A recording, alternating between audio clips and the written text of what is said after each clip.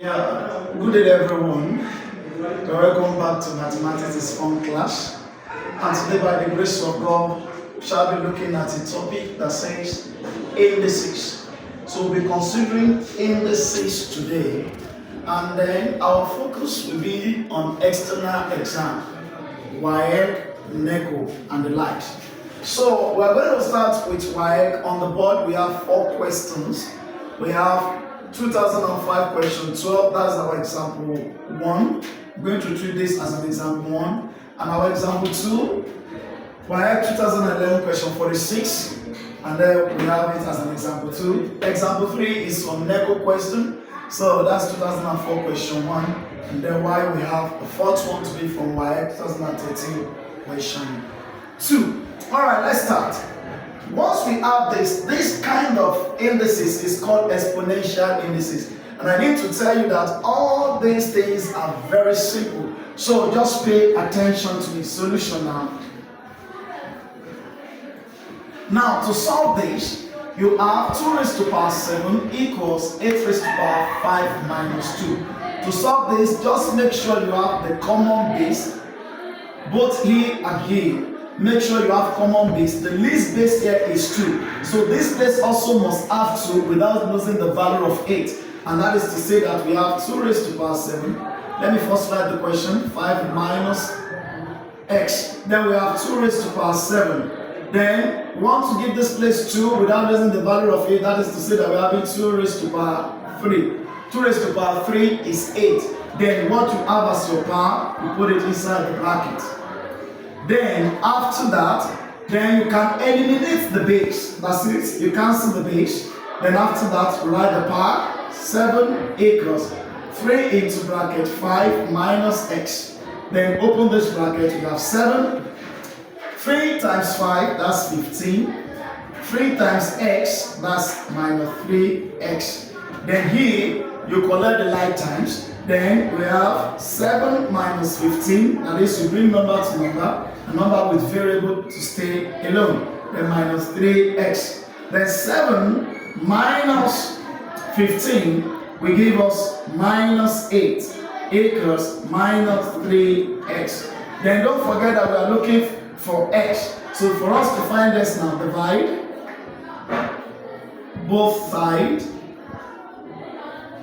by minus 3. Let me quote it. Then we have minus 8 over minus 3 equals minus 3x over minus 3. So minus cancel minus 3 cancel 3. Minus cancel minus here. Then we have x equals 8 over 3. So to leave your answer in mixed fraction, you can have therefore x equals, how many 3 can you say in 8? That's 2. So that is to say that we have what's left, that is 2 over 3. So the final answer of x now is 2 whole number 2 over 3. That's the first question. Just like that. So let's go to the question 2 from WAEC also. So here we have our solution. Then we have, we have 27 raised to power x equals 9 raised to power y. Now look at this place. We have 2 variables, but we don't have problem with that. They ask us to calculate x over y. Do you understand that now? So let's first break all these big numbers. So let's give them common base. That's to say that we're having 3 raised to power 3 into bracket x. 3 raised to power 3 is 27.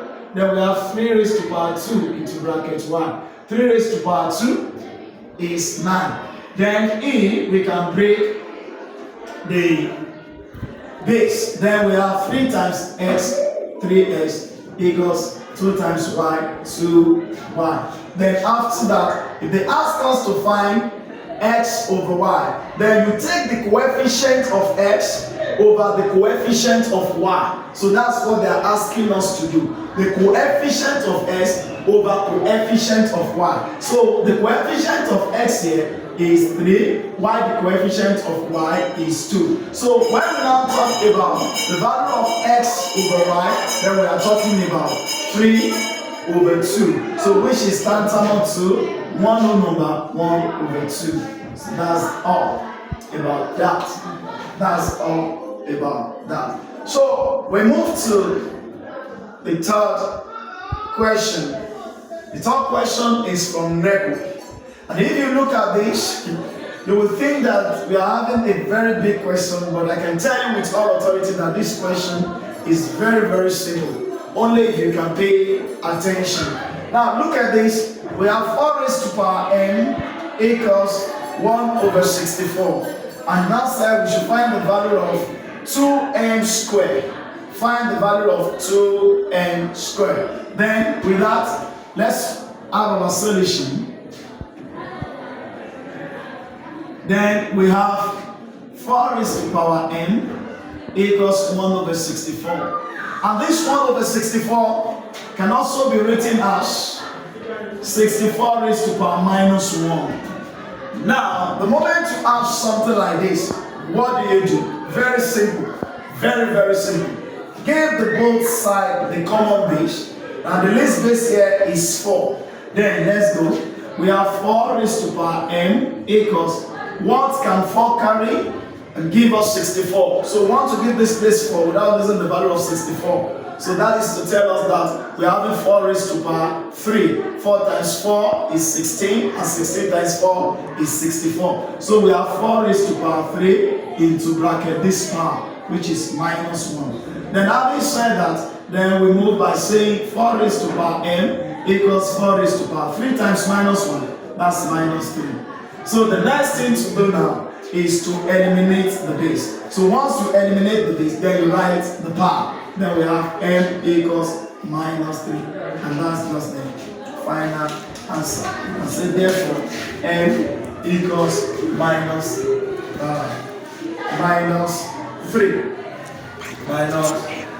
Minus 3. So, but we are not done because we just find the value of n. Because the question says we should find the value of 2m squared. Do you understand now? And to find the value of 2m squared, then write that 2m squared. Don't forget that your m is minus 3. Then we have 2 into bracket minus 3 squared. Then you deal with this one, as in the one in the bracket before you now finish it. Then we have 2 times, then minus 3 squared is equal to minus 3 times minus 3, that's plus 9. Do you understand? Bracket means times. Then we have 2 times 9, that is 18. So our final answer is 18. Our final answer is 18. So the last question for this class is this quiet question. Yeah, 2013 question 2. We have if 9 raised to power 2 minus x equals 3. Find the value of x. So to find this, let's go. Solution. Then we have 9 raised to power x, 9 raised to power 2 minus x equals 3. So let's look for the common base for the two sides. So the least base here is 3. So that is to say that we are going to give this place 3 without losing the value of 9. And that is to say we are having 3 raised to power 2. That is 9. Then the power 2 minus x. Close it. Then we have 3 raised to power 1. 3 raised to power 1 is also 3. So you don't need to be bamboozled or deceived or cajoled. Permit me for using all those big grammar. So don't be confused. So 3 raised to power 1 is still 3. So now, having said that, you can eliminate the base straight away. Away together, then you have 2 into bracket 2 minus x, then equals 1. Open the bracket. 2 times 2, 4. 2 times x, 2x. I mean 2 times minus x. That's minus 2x equals 1. Collect like times. Permit me to write it. Collect like 10.